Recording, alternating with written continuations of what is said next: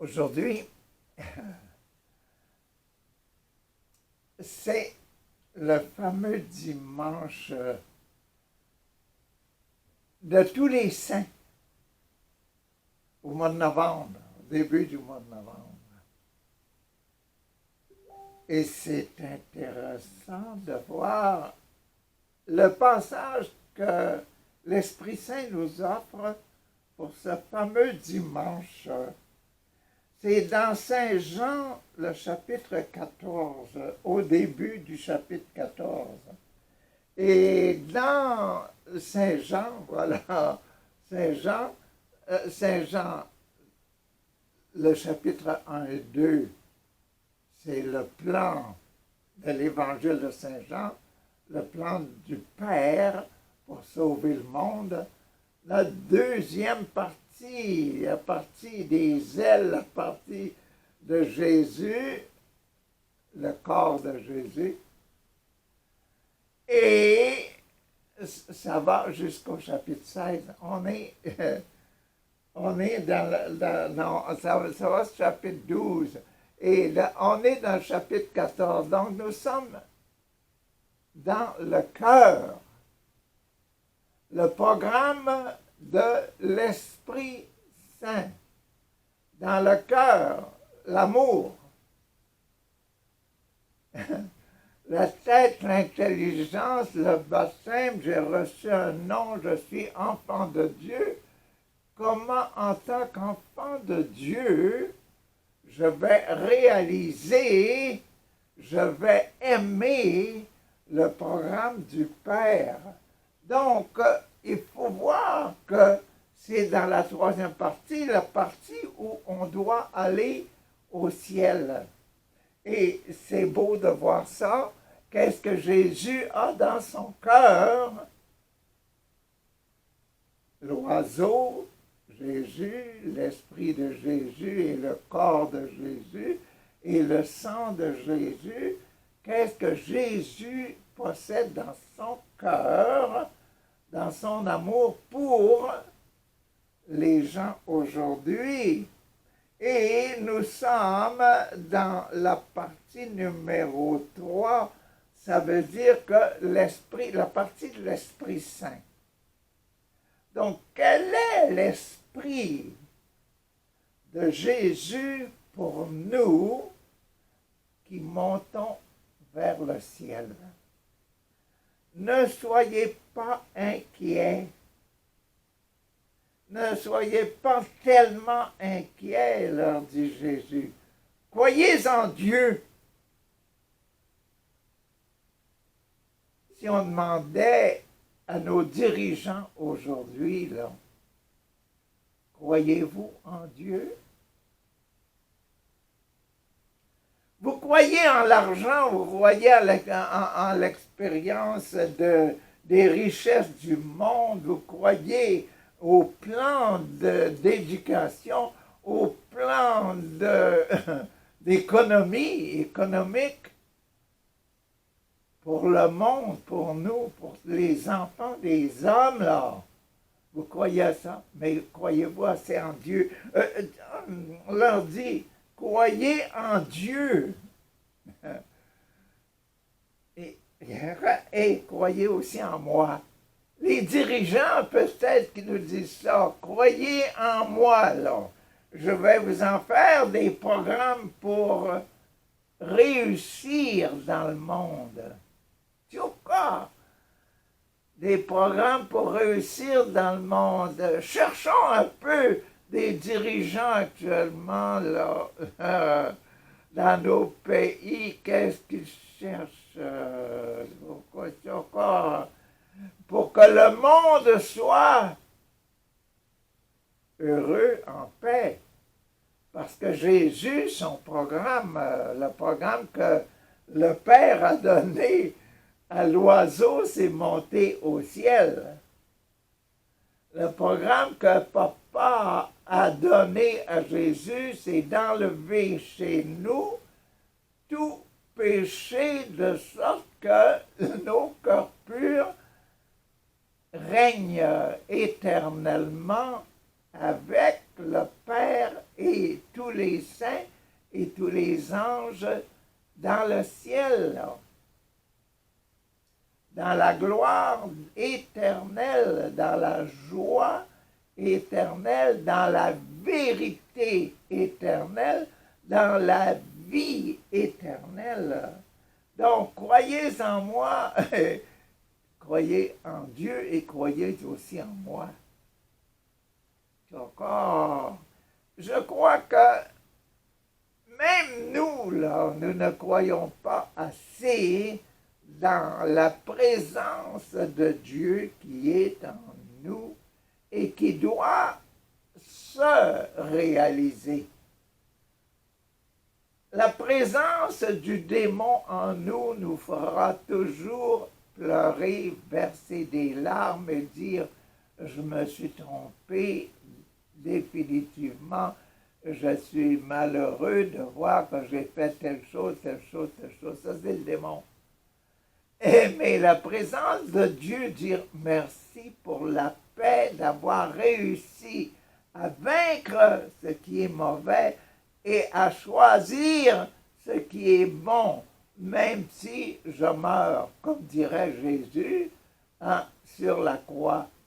Je meurs, j'ai choisi ce qui est bon, j'ai choisi d'être sans péché et je vous donne mon héritage de la paix éternelle. C'est ça qu'il est venu donner après la certification, la confirmation que nous avions la paix. Je vous donne ma paix, je vous laisse la paix.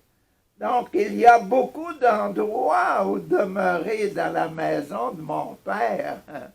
Monter au ciel, monter au ciel. Hein?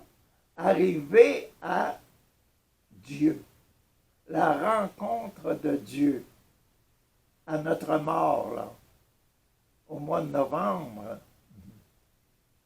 C'est ça que Jésus nous enseigne. Qu'est-ce qu'il a dans son cœur? Je veux vous amener vers Papa. Notre Père qui est aux cieux, je veux vous amener là. Il y a beaucoup d'endroits où demeurer dans la maison de mon Père et je vais vous préparer une place.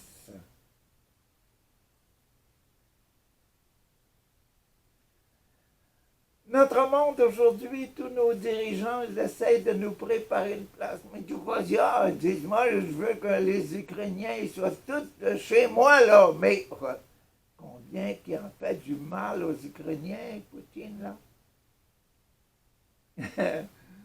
Et aux États-Unis, Trump, il dit, les Canadiens, vous devriez être le 51e État des États-Unis. Mais, attention, vous allez souffrir, là, parce que vous ne voulez pas. Il y a seulement moi qui veux ça. Donc, faire la volonté du Papa, du Père, enlever le mal du monde, pas donner du mal au monde, de ne pas donner du mal aux enfants de Dieu. Et le plus grand bienfait que Dieu veut donner, c'est bien la paix intérieure, le fait d'être sans péché. Et c'est ça qu'il a voulu nous montrer en envoyant Jésus. Je vais vous et après être allé vous préparer une place, je reviendrai, je vous prendrai auprès de moi. Je vais revenir, je vais vous préparer une place, je vais revenir après. Vous chercher afin que vous soyez, vous aussi, là où je suis avec mon Père au ciel. La mort de Jésus et la résurrection de Jésus pour venir nous dire, j'ai réussi à vous trouver, à vous faire la place et j'ai réussi à vous donner une vie entière sans péché. Vous connaissez le chemin qui conduit où je vais. Comment? Thomas lui dit, Seigneur, nous ne savons pas ce que tu vas.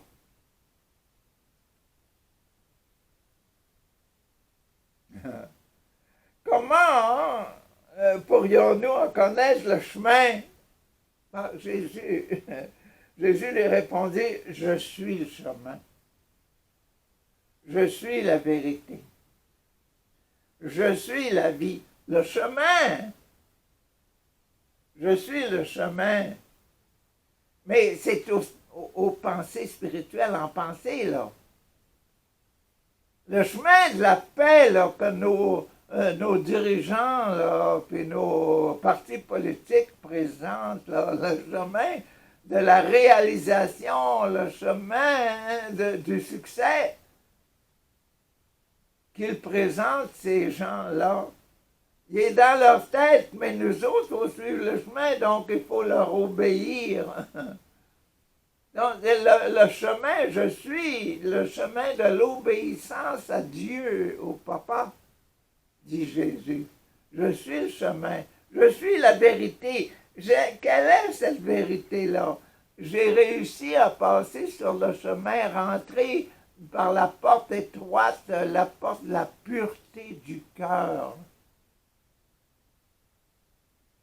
Hein?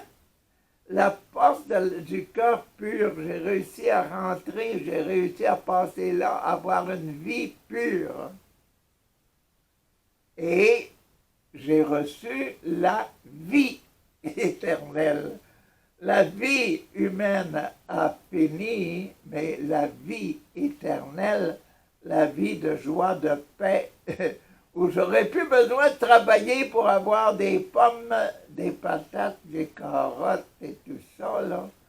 J'aurais plus besoin de faire ça parce que j'aurais plus non plus de souffrance, je ne souffrirai plus de la faim ou de la soif parce que je vivrai dans un état nouveau de paix, de joie et de compagnie des saints. Dans la compagnie des saints. Tout le monde, vous et moi, nous voulons toujours avoir du monde alentour de nous autres pour parler, pour s'exprimer. Je passe des heures dans ma chambre sans parler, mais God, le plaisir, c'est toujours le temps des repas. Le temps des repas, on vient à table, on rencontre du monde, on se met à parler. Donc, c'est pour ça que dans les livres saints, dans les évangiles, tout ça, on parle souvent des repas. Et le dernier, le numéro 7, la lettre numéro 7 à la Odyssée, dans l'Apocalypse de Saint Jean, vous avez le repas, les enfants avec le papa à l'entour de la table. Donc c'est ça, là, la vie éternelle, être dans l'éternité, mais sans pommes, sans oignons, sans carottes, sans patates, sans manioc, sans riz.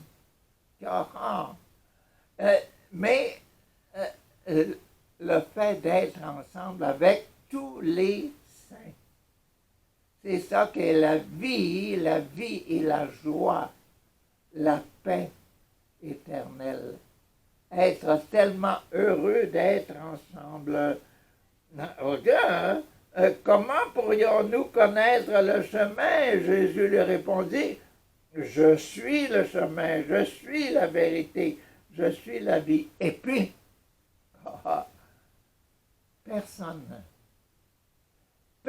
absolument personne ne peut aller vers le Père sans passer par moi. Pia. Grosse vérité, hein? Personne, absolument personne ne peut aller au ciel dans l'éternité bienheureuse sans passer par moi.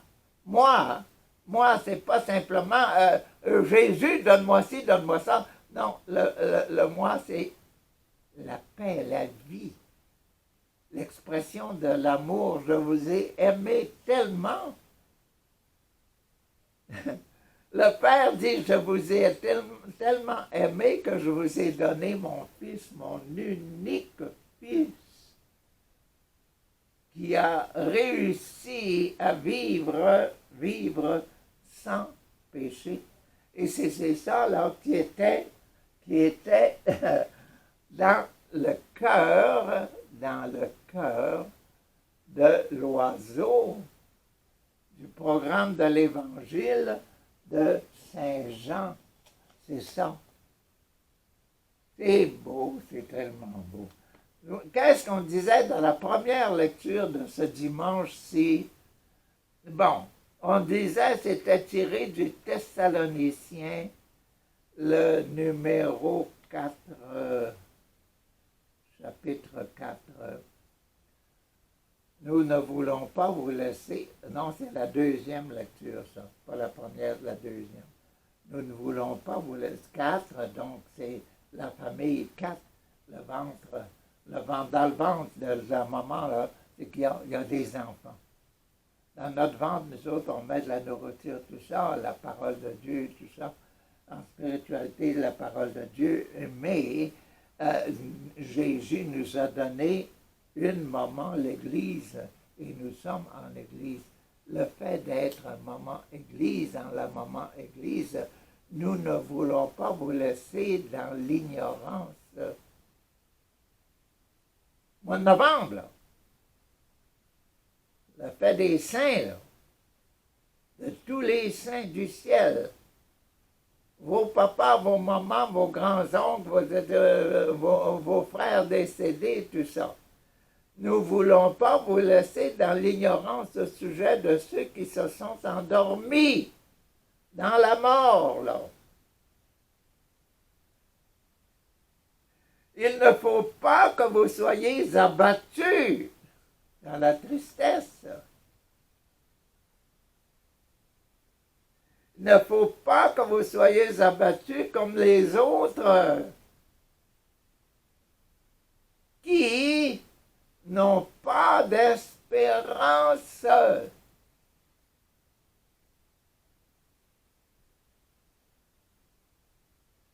Ceux qui n'ont pas d'espérance, oubliez-les. Nous ne voulons pas que vous, là, à qui je parle, vous soyez abattus comme ceux qui n'ont pas d'espérance. Nous autres, nous avons l'espérance.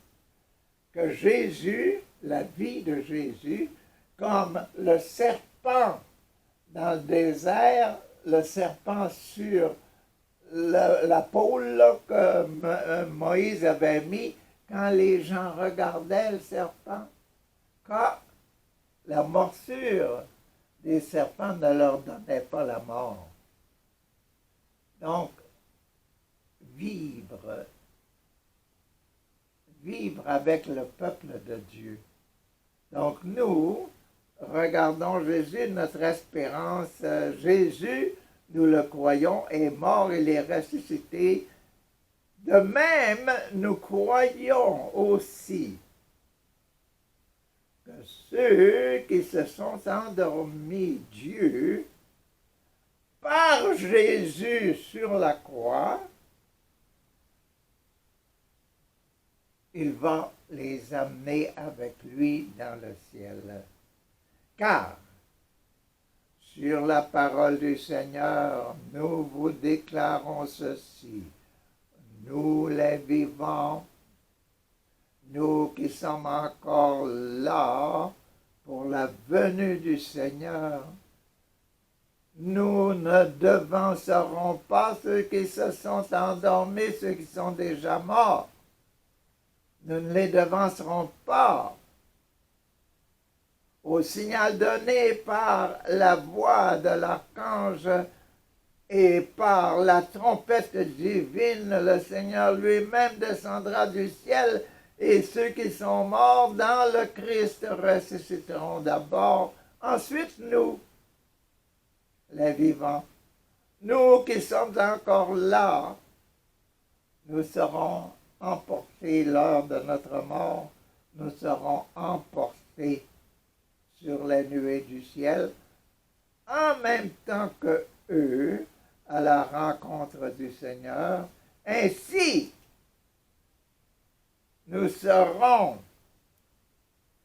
pour toujours avec le Seigneur.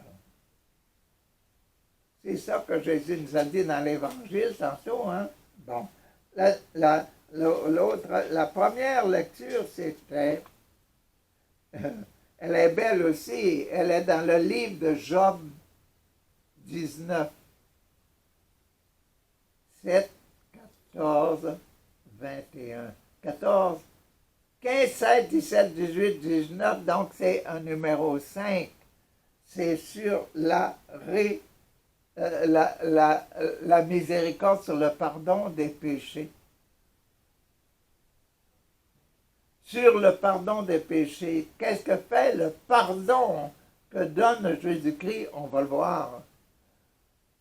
Job a pris la parole et dit, « Ah, si seulement on écrivait mes paroles, si on les gravait sur une stèle avec un ciseau de fer et du plomb, si on les sculptait dans le roc pour toujours.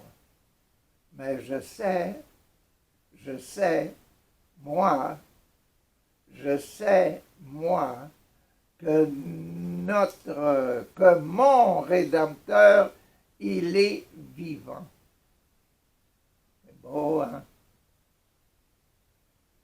Graver cette parole-là, l'écrire au mur, l'écrire sur un petit parchemin, le donner à mon voisin, mon Rédempteur, mon Sauveur, il est vivant. Que